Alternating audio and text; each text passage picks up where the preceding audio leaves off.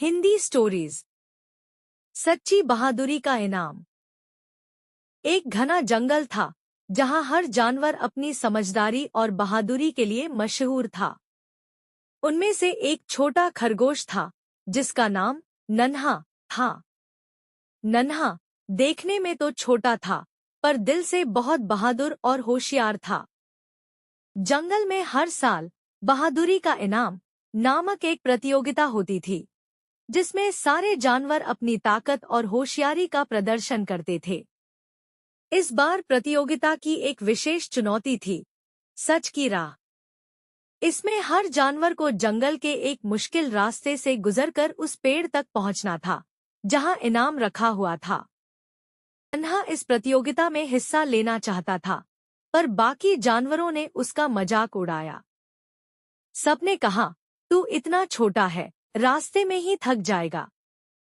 बहादुरी का इनाम बड़े जानवरों के लिए है, लेकिन नन्हा ने ठान लिया कि वह भी कोशिश करेगा।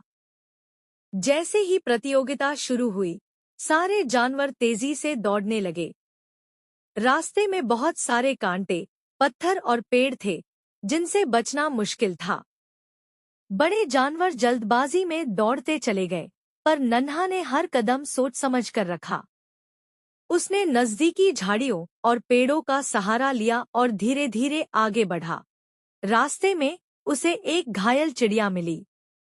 बाकी जानवर तो उसे अनदेखा करके आगे बढ़ गए थे, लेकिन नन्हा ने अपने छोटे पंजों से उसे उठाया और एक सुरक्षित स्थान पर छोड़ दिया। फिर वह अपने लक्ष्य की ओर बढ़ गया।